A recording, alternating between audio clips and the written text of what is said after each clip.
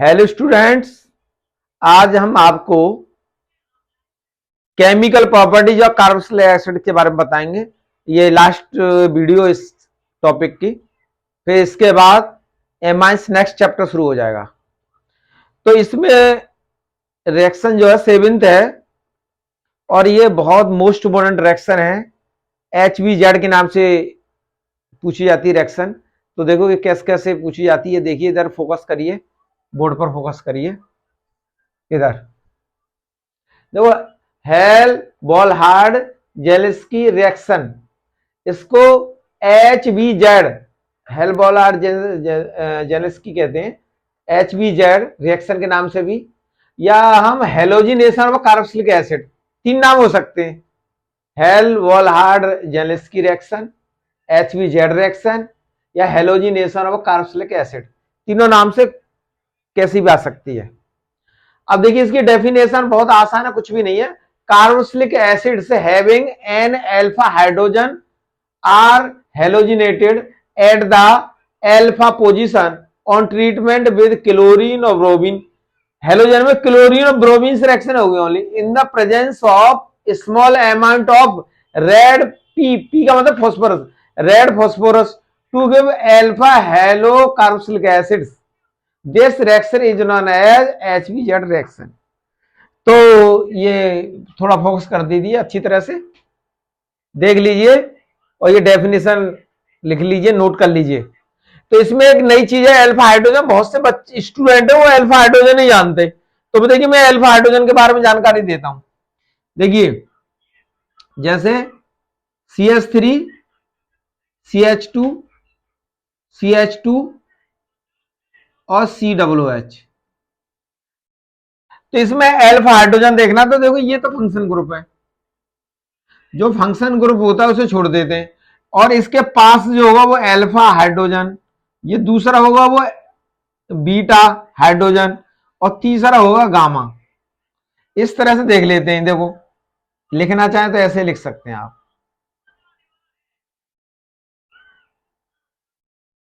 COOH, ये function group हो गया, ये हाइड्रोजन। तो कोई भी फंक्शन ग्रुप हो सकता है, तो फंक्शन ग्रुप को आप छोड़ दीजिए। इसके पास ये अल्फा कार्बन है, ये अल्फा कार्बन पर जो लगा हाइड्रोजन लगा हुआ अल्फा हाइड्रोजन हो गया। ये बीटा कार्बन है और बीटा कार्बन पर जो हाइड्रोजन लगा वो बीटा हाइड्रोजन हो गया। और ये गामा कार्बन है और गामा कार्बन पर जो हाइड्रोजन लगा है वो गामा हाइड्रोजन। तो अल्फा हाइड्रोजन अल्फा पोजीशन ये है, ये समझ लीजिए। या CHO भी हो सकता है, फंक्शनल ग्रुप कोई भी होगा CHO। तो इस तरह से आप अल्फा बीटा गामा ये सीख लीजिए। बहुत से बच्चे जो है alpha hydrogen beta hydrogen gamma hydrogen नहीं जानते, तो आप समझ चुके होंगे। तो इसमें आपको रिएक्शन बताई जाएगी। मैं पहले जनरल रिएक्शन बता रहा हूं। देखो RCH2 और COOH, तो इसमें ये फंक्शन ग्रुप होगा, ये अल्फा हाइड्रोजन हो गया। तो इसमें अल्फा हाइड्रोजन के बारे में देखिए, R एल्काइल ग्रुप और बढ़ा सकते हैं इसे, तो हमें अल्फा हाइड्रोजन बताना है। और इसमें रिएक्शन जो होगी वो होगी हेलोजन से, ये लिखा हुआ है हेलोजिनेशन X2। H2 का यहां पर मीन्स है क्लोरीन, क्लोरीन और ब्रोमीन आएगी ओनली। और यहां पर रेड पी का मतलब होता है रेड फॉस्फोरस, स्मॉल अमाउंट में होगा, और H2O पानी लिया जाएगा इसमें। तो ये जो है यहां से एक X जो है इसमें लग जाएगी, यहां ये अल्फा हाइड्रोजन है। तो देखिए R और ये CH2, तो CH2 है तो एक हाइड्रोजन हट जाएगा यहां से, और COOH यहां लग जाएगा X। जब यहां से एक हाइड्रोजन हटेगा, ये मोर एक्टिव है, ये उसको हटा देगी, रिप्लेस कर देगी यहां से in presence of red phosphorus, और जो हाइड्रोजन निकलेगा वो X, दो X है, X2 और ये HX। तो ये जो बनेगा ये एल्फा हेलो ये लिख रहे कार्बोक्सिलिक एसिड्स, कार्बोक्सिलिक एसिड्स।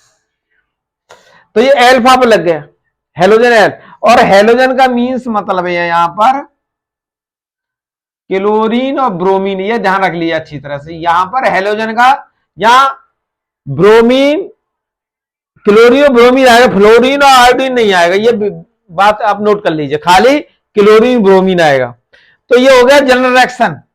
अब इंडिविजुअल लिखना चाहे तो हम लिख सकते हैं, देखो आर की जगह यहां लिख दिए CH3 CH2 और COOH। तो ये नाम हो जाएगा इसका, ये अल्फा हाइड्रोजन हो गया, अल्फा हाइड्रोजन, अल्फा हाइड्रोजन।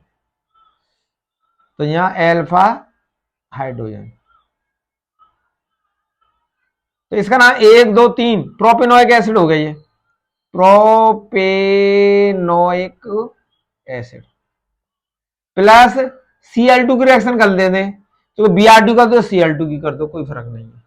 और यहां पर रेड पी, स्मॉल अमाउंट में red phosphorus in presence of water, तो CH3 देखो, CH3 CH प्लस HCl और एक Cl यहां आ जाएगी, तो हेलो है। तो देखो यहां पर क्या है, एल्फा, यहां लिख देंगे एल्फा, हेलो मतलब chloro, alpha chloro. Carboxylic acid का मतलब कितने कार्बन है, देखो 1 2 3 प्रोपेनोइक, प्रोपेनोइक एसिड। तो बहुत सिंपल, वेरी सिंपल मेथड से मैंने आपको बताई है, पूरे हिंदुस्तान में इससे ज्यादा सिंपल मेथड नहीं होगा HBZ का, और बहुत मोस्ट इंपोर्टेंट रिएक्शन है कार्बोक्सिलिक एसिड की, इसको जरूर याद करिए। अब मैं आपको 7th रिएक्शन बताता हूं।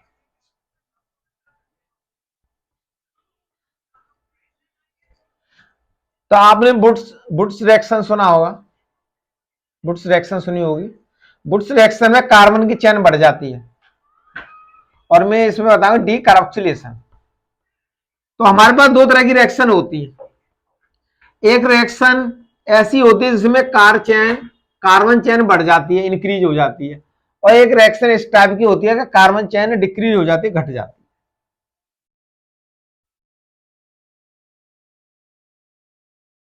तो मैं आपको डी कार्बोक्सिलेशन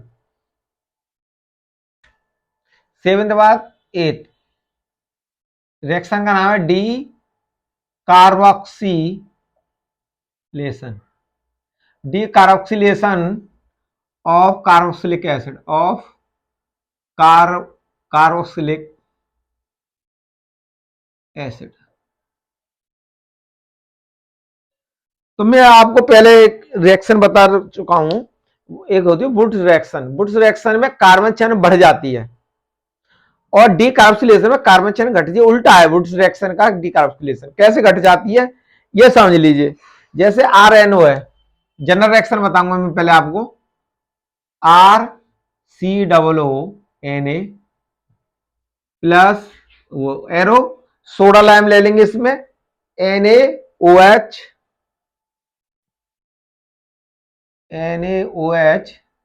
प्लस CaO, और इसे कर देंगे हीट। तो NaOH और CaO को कहते हैं सोडा लाइम, दोनों का मिक्सर जो होगा इसे कहेंगे सोडा लाइम।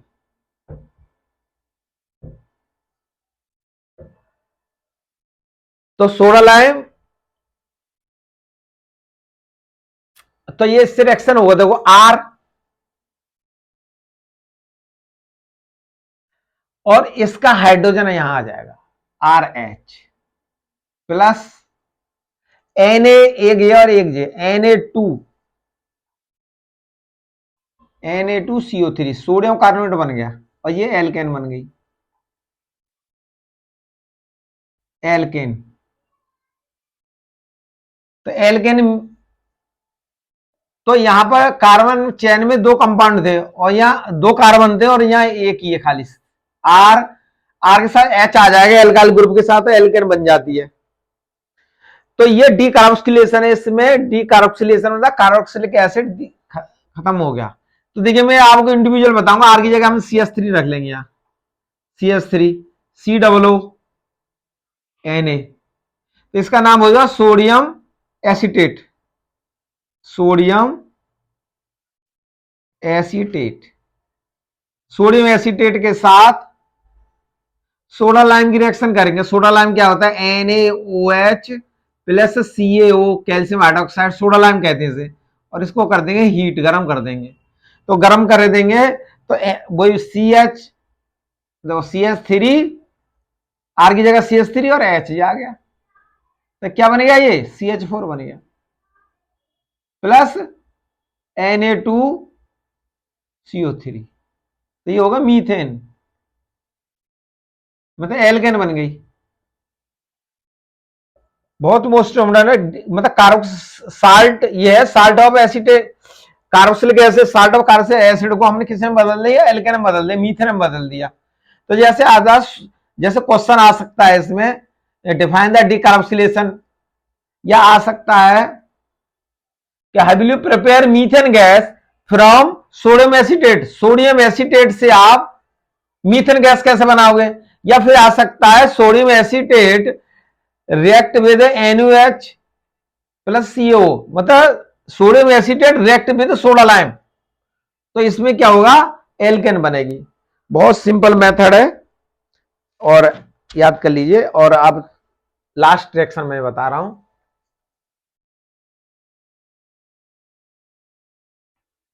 इसके बाद नेक्स्ट चैप्टर शुरू होगा एमाइंस। 2 चैप्टर कंप्लीट हो चुके हैं, उनको अच्छी तरह से याद कर लीजिए।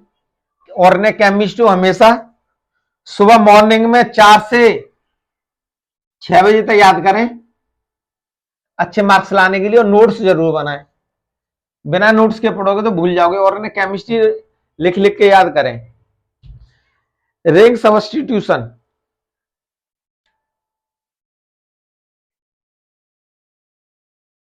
आठ, 6, 7, 5, 6, 7, 8, 8 में आए, चलो। रिंग सब्स्टिट्यूशन, रिंग सब्स्टिट्यूशन क्या होता है, रिंग से हाइड्रोजन का रिप्लेस करना।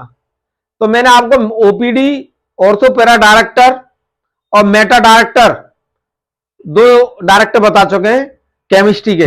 तो वैसे फिल्मों में भी डायरेक्टर होते हैं, लेकिन केमिस्ट्री में 2 डायरेक्टर हैं, एक मेटा डायरेक्टर जैसे MD मैंने नाम लिया था, एक OPD का मतलब ऑर्थो पैरा डायरेक्टर, जैसे OPD हॉस्पिटल में भी होती है, लेकिन ये केमिस्ट्री की OPD है।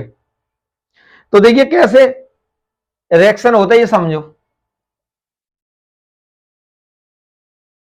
मैंने आपको एग्जाम्पल लिखा रखे हैं कि हम ऑर्थो और पैरा की कैसे पहचान करेंगे। COO, जहां COOH आ जाएगा वो OPD होगा, सॉरी MD होगा, मेटा डायरेक्टर होगा, जिसे कहेंगे benzoic acid, benzoic acid.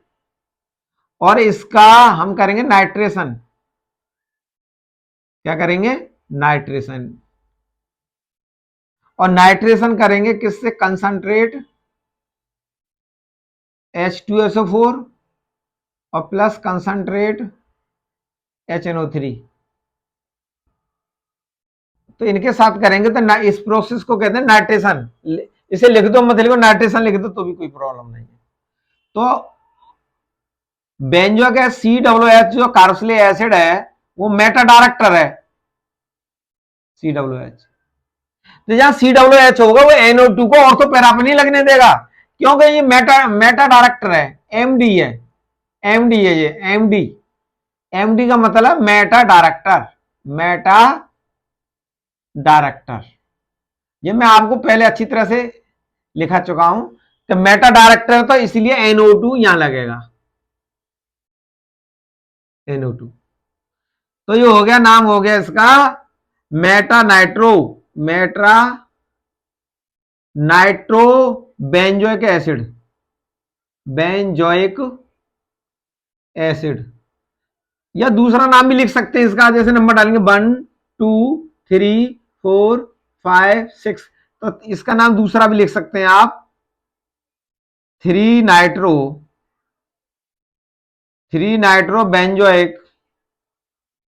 Benzoic acid, ऐसे लिख सकते हैं। अब मैं सेकंड बता रहा हूं आपको, ये समझ लीजिए, इसी में बता देता हूं। तो ये समझ में आएगा, नाइट्रेशन बेंजोइक एसिड नाइट्रेशन करेंगे तो मेटा डायरेक्टर है, NO2 जो है मेटा पर लगेगा। अब इसका सेकंड पार्ट बताऊंगा आपको, bromination. Second, you know very well, आप जानते हैं ये बेंजोइक एसिड है, बेंजीन, एक बार ये समझ लो बेंजीन ने COOH की टोपी पहन रखी है, COOH टोपी पहन रखी है, तो इसका नाम बदल जाएगा, बेंजोइक एसिड हो जाएगा। जैसे तुमने देखोगे पुलिस वाले देखे होंगे स्टार लगे होते हैं, 1 स्टार 2 स्टार 3 स्टार, स्टार की पोस्ट बदल जाती है, ऐसे इनके नाम बदल जाते हैं। तो इसका ब्रोमिनेशन करेंगे Br2 और इन प्रेजेंस आयरन ब्रोमाइड,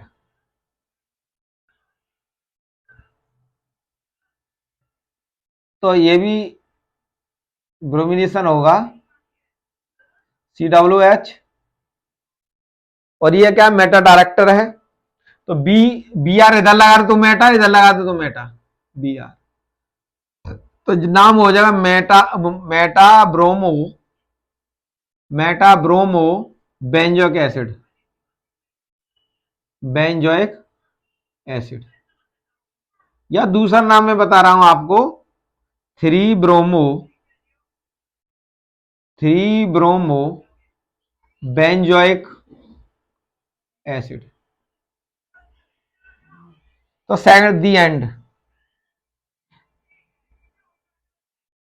तो मैं आपको 2 चैप्टर कंप्लीट कर चुका हूं, एल्कोहल फिनॉल ईथर एक चैप्टर है, एल्कोहल फिनॉल और ईथर, दूसरा चैप्टर पूरा कर चुका हूं आपका एल्डिहाइड कीटोन और कार्बोक्सिलिक एसिड। आज कार्बोक्सिलिक एसिड का दी एंड होगा। अब एमाइंस के बारे में बताएंगे, एमाइंस, तो नेक्स्ट वीडियो में एमाइंस बताएंगे और उसका नोमेनक्लेचर वगैरह पूरी जानकारी देंगे आपको। यहां तक आपको तैयार हो गया तो समझो 60% आपको तैयार है, 60-70% ऑर्गेनिज्म वेल कमांड होगा। चाहे आप 12th की तैयारी कर रहे हैं, या आप नीट की तैयारी कर रहे हैं, या IIT की तैयारी कर रहे हैं, रिएक्शन सुबह याद करें, मॉर्निंग में याद करें। डेली आप 2 रिएक्शन, कम से कम 2 और मैक्सिमम 5 रिएक्शन सुबह मॉर्निंग में याद करिए। 1 घंटा पढ़ लीजिए, ज्यादा नहीं आप पढ़ सकते तो सुबह 1 घंटे 4 से 5 पढ़ लीजिए, 6 बजे तक पढ़ लीजिए, या 5 से 6 या 4 से 5, या तो आपको बहुत अच्छे मार्क्स लाने, एक ही बार में नीट क्लियर करना है, पहली बार में IIT क्लियर करना है, तो 4 से 6 पढ़ लीजिए, 2 घंटे केमिस्ट्री पढ़े, मैं गारंटी देता हूं आपका 100% सिलेक्शन होगा। लेकिन 99% बच्चे सुबह मॉर्निंग में पढ़ नहीं पाते हैं, वो यही कहते रहते हैं कल से पढ़ूंगा, आज ठंड ज्यादा है, कल से पढ़ूंगा, ठंड ज्यादा है, कल से पढ़ूंगा, ऐसे कहते रहते हैं और पूरी साल निकल जाती है। थैंक यू, धन्यवाद। अब मैं नेक्स्ट वीडियो में आपसे मिलूंगा एमाइंस में। Thank you.